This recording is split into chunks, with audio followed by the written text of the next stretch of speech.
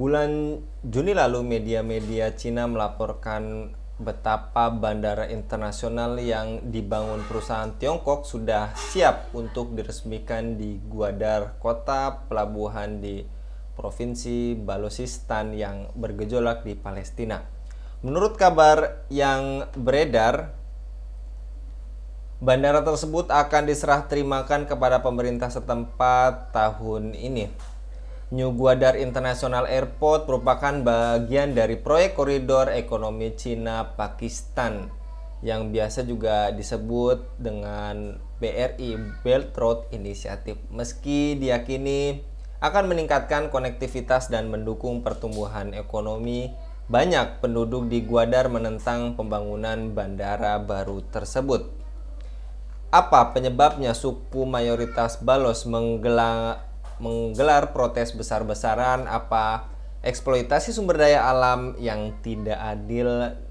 Dan apakah Cina atau negara lain yang berinvestasi di Balochistan terlibat langsung dengan genosida etnis Balos? Untuk membahasnya kami terhubung dengan pengamat hubungan internasional Bung Hasbi Aswar. Kita sapa terlebih dahulu.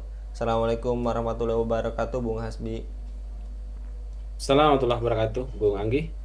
Dan terkait tadi Bung, adanya penolakan di masyarakat Balochistan di Pakistan yang bergejolak. Menurut Anda Bung Hasbi, mengapa mereka ramai-ramai mengadakan penolakan terhadap proyek yang digarap oleh Tiongkok ini, Bung? Ya, baik, Bung Anggi. Saya kira secara sederhana kalau kita lihat, aspirasi mereka itu kan sebenarnya adalah mereka itu merasa tidak, atau warga Balochistan itu tidak merasa mendapatkan kue, tidak mendapatkan keuntungan dari investasi yang jumlahnya ratusan triliun ya rupiah, ya kalau dirupiahkan gitu, atau lebih dari 50 miliar dolar lah, kurang lebih begitu, yang selama ini Tiongkok atau Cina investasikan di wilayah Pakistan gitu ya. Di wilayah Pakistan di bagian Gwadar Selatan ya, di bagian selatan yang berbatasan dengan Laut Cina, dengan Samudra Hindia gitu. Nah, jadi ada investasi yang jumlahnya ratusan triliun rupiah ya, atau sekian puluh miliar dolar, tapi masyarakat Balochistan itu sampai sekarang itu masih menjadi masyarakat yang paling miskin di Pakistan. Jadi provinsi Balochistan itu, Bung Anggi, adalah wilayah yang memiliki kandungan mineral yang sangat kaya. Ada emas, ada perak, tembaga, ada minyak, gas, tapi itu tidak berkontribusi terhadap kesejahteraan masyarakat Balochistan. Bahkan sekitar dari 15 juta orang ya, sekitar 60%. Bahkan ada yang mengatakan 70% berada di bawah garis kemiskinan gitu. Belum lagi fasilitas pendidikan yang tidak memadai, fasilitas kesehatan yang tidak memadai. Nah, ini yang menjadi eh, apa namanya, kemarahan gitu dari masyarakat gitu. Ini kok investasi-investasi asing masuk tapi tidak menguntungkan bagi masyarakat Balochistan pada khususnya. Itu yang membuat mereka menjadi marah dan kemudian melakukan perlawanan. Nah, di Balochistan sendiri, Bung Anggi, itu ada dua strategi perlawanan sebenarnya. Ada perlawanan yang sifatnya militer dan ada non-militer. Kalau yang Bu Anggi lihat itu beberapa bulan terakhir itu, sejak bulan Juni ya, itu aksi-aksi demonstrasi saja sebenarnya. Tuntutan-tuntutan para demonstran, masyarakat yang meminta apa namanya, yang memberikan tekanan lah kepada pemerintah, termasuk menolak keberadaan dari investasi Tiongkok di sana karena itu tidak menguntungkan mereka gitu. Tapi ada juga aksi-aksi yang militer ya. Bahkan beberapa sumber mengatakan ada dua faksi sebenarnya ya. Ada faksi kelompok militer eh, militan Islam, dan ada faksi nasionalis gitu. Nah, dua-duanya ini tuh melakukan beberapa tindakan-tindakan penyerangan terhadap baik tentara ataupun eh, apa fasilitas eh, milik pemerintah Pakistan, atau bahkan serangan kepada fasilitas-fasilitas Cina di sana gitu. Tapi secara keseluruhan sebenarnya baik yang melakukan protes non militer, melakukan perlawanan non militer, maupun perlawanan militer, mereka punya satu masalah yang sama, satu isu yang sama, yaitu investasi besar yang terjadi dengan ratusan triliun atau puluhan miliar dolar itu tidak memberikan untung buat mereka. Jadi tuduhan mereka itu adalah atau apa alasan dari para demonstran ini adalah wilayah kami hanya menjadi ajang eksploitasi buat kepentingan Cina dan pemerintah Pakistan. Sementara kami miskin, tidak mendapatkan apa-apa, bahkan rakyat kami miskin. Akhirnya muncullah kelompok-kelompok separatis tadi ya. Ada kelompok separatis yang berjuang secara militer, ada yang kelompok masyarakat yang berjuang tadi perjuangan non militer untuk melakukan tekanan-tekanan kepada pemerintah. Nah, saya kira konteksnya di situ, Bung Anggi, yang sekarang terjadi di Pakistan, di Balochistan tadi. Ya. Dan tadi yang sudah Bung Hasbi jabarkan terkait dua isu tadi, apakah Cina atau negara lain yang berinvestasi di Balochistan terlibat langsung dalam genosida etnis tersebut, Bung? Ya, saya kira pasti ya. Kalau dari pihak kelompok-kelompok oposisi di Balochistan itu kan mengatakan ya Cina sendiri sebenarnya yang memberikan dukungan atau support kepada pemerintah Pakistan, khususnya secara militer untuk menangkapi warga-warga yang melakukan demo. Jadi warga-warga yang melakukan demo itu kan ditangkapi ya oleh pemerintah Pakistan gitu. Dan itu kan yang eh, malah yang apa yang menjadi tuntutan dari kelompok-kelompok demonstran terakhir ini juga gitu, bahwa mereka menginginkan warga-warga yang ditangkap karena demonstrasi itu dilepaskan. Karena ada pelanggaran-pelanggaran ya terhadap hak-hak para demonstran atau hak-hak politik dari masyarakat Balochistan gitu. eh Apa namanya? Nah, saya kira Cina pasti terlibat ya. Kenapa? Karena Cina kan punya investasi besar di sana dengan ratusan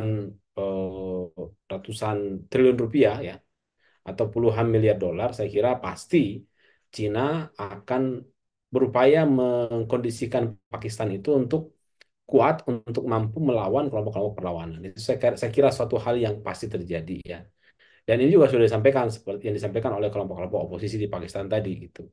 Dan bahkan kalau kita lihat juga track record hubungan antara Cina dan Pakistan, kedua negara juga sebenarnya memang punya hubungan militer selama ini, kerjasama militer. Jadi saya kira Cina terlibat ya di dalam eh, mendukung pemerintah Pakistan untuk melindungi kepentingan investasi Cina di eh, proyek ini ya, apa China Pakistan Economic Corridor yang membentang dari wilayah Gwadar di selatan Pakistan itu menuju utara sampai ke Xinjiang. Ini eh, apa proyek yang sangat besar sekali, Bung Anggi, dengan membangun berbagai macam ini ya fasilitas infrastruktur, ada jalan, ada eh, jalur kereta api begitu, termasuk saluran minyak sebenarnya ya dibangun untuk menghubungkan antara Cina sampai ke wilayah-wilayah di barat ya, termasuk di apa Asia Barat, termasuk ke Eropa. Itu kira-kira Bang Anggi. Jadi proyek tadi CPEC itu sebetulnya tujuan hakiki di balik proyek tersebut apa, Bung? Apa cuma sekedar memperluas hubungan dagang antar kedua negara tersebut? Ya, tujuannya saya kira gampang dipahami ya, Bung Anggi ya. Kita tahu bahwa Laut Cina Selatan itu sampai sekarang masih terus memanas ya. Dan Laut Cina Selatan itu kan jalur utama perdagangan ekspor impor selama ini, mayoritas dari Cina gitu. Baik barang maupun minyak ya. Kapal-kapal minyak itu mengalir ya, atau berlayar begitu. eh, Menuju ke Cina misalnya gitu. Begitupun juga sebaliknya ketika Cina mengekspor barang ya itu melalui Laut Cina Selatan. Jadi Laut Cina Selatan itu adalah wilayah yang sangat-sangat strategis. Sementara Laut Cina Selatan ini kan selalu diganggu oleh Amerika Serikat dan negara-negara yang berbatasan dengan Laut Cina Selatan itu kan negara-negara yang juga tidak setuju dengan sikap agresifnya Cina di kawasan itu. Karena kenapa? Cina itu kan mengklaim Laut Cina Selatan itu sebagai wilayahnya gitu. Yang itu secara otomatis tumpang tindih dengan negara-negara Asia Tenggara yang berbatasan dengan wilayah laut di situ yang diklaim oleh Cina. Nah, Amerika Serikat masuk di Asia Tenggara melalui isu Laut Cina Selatan itu. Makanya kerjasama dengan apa? Kerjasama dengan Filipina salah satunya ya, Vietnam dan negara-negara yang ada di wilayah Laut Cina Selatan termasuk Indonesia gitu. Jadi negara-negara yang bersengketa dengan Cina itu kan akhirnya menjadi jalan masuk buat Amerika untuk memberikan tekanan-tekanan kepada Cina ya oleh Amerika Serikat begitu. Nah, jadi Laut Cina Selatan ini tidak aman Bung Anggi ya, karena selalu menjadi lahan provokasi lah ya antara Cina dan kemudian Amerika Serikat, lahan sengketa bersama negara-negara di kawasan. Nah, sehingga ya alternatif yang paling dekat menurut Cina itu malah melalui Pakistan gitu. Karena Pakistan itu kan tinggal apa ya, kalau kita lihat di peta ya Bung Anggi ya.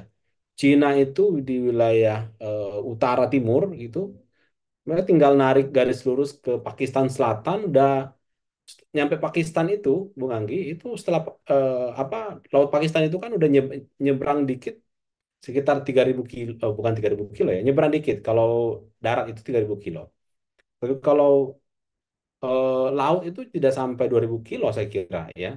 Udah nyebrang ke ini ke apa? Ke negara-negara Arab gitu. Jadi Pakistan dan negara Arab itu tetangga dekat sekali gitu. Jadi ketika Cina itu berhasil membangun jalur transportasi minyak termasuk jalur transportasi barang dari Xinjiang eh, ke Pakistan melalui Gwadar, terus akhirnya disalurkan ke negara-negara Timur Tengah termasuk ke Eropa, itu sangat-sangat menguntungkan bagi Cina, dan Cina tidak perlu lagi eh, bergantung kepada Laut Cina Selatan tadi gitu. Jadi Laut Cina Selatan bukan lagi menjadi ini apa saluran atau jalur perdagangan yang bagi Cina itu bergantung begitu. Karena apa? Tinggal ada Pakistan lewat darat aja kan. Itu dan itu lebih lebih murah sebenarnya jadinya, lebih dekat dan lebih murah gitu ya. Dan lebih aman gitu. Jadi selama Pakistan itu secara politik dekat sama Cina, maka kepentingan Cina akan juga eh, aman gitu. Nah, itu tantangannya di situ. Tapi saya kira eh, substansi utama atau misi utama Cina dengan proyek CPEC ini atau CPEC ini adalah untuk mencari jalur alternatif selain Laut Cina Selatan. Nah, gitu kira-kira. Dan terakhir Bung Hasbi, apa solusi bagi penyelamatan ekonomi Pakistan akibat adanya proyek CPEC ini, Bung?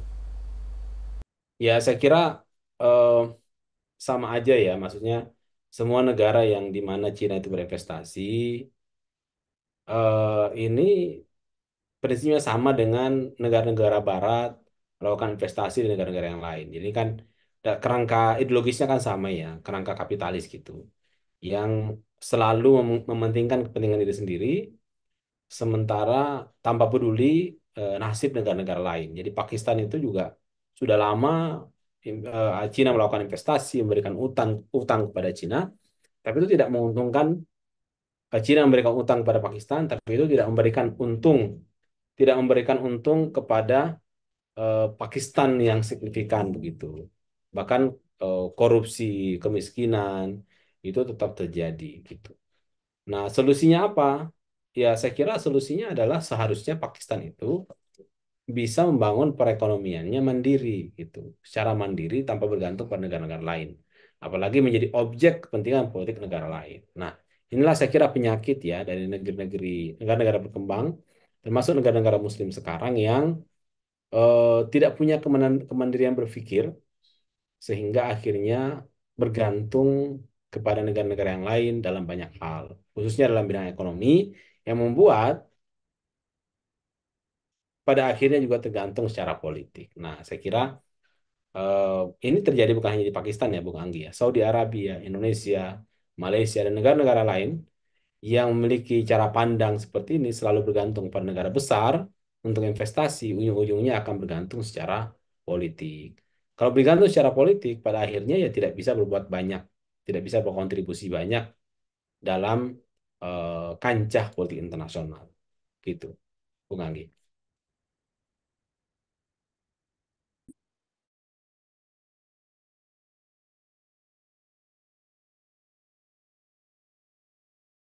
Jazakallah Bung Hasbi untuk pemaparannya pada kabar petang kali ini. Mudah-mudahan Bung Hasbi senantiasa dilindungi oleh Allah Subhanahu wa taala dalam setiap aktivitasnya. Demikian pemirsa Ilava News yang dirahmati Allah, dukung dengan subscribe, share, dan like. Semoga menjadi kebaikan bagi kita semua di dunia dan di akhirat. Saya Anggi Suara diundur diri. Assalamualaikum warahmatullahi wabarakatuh.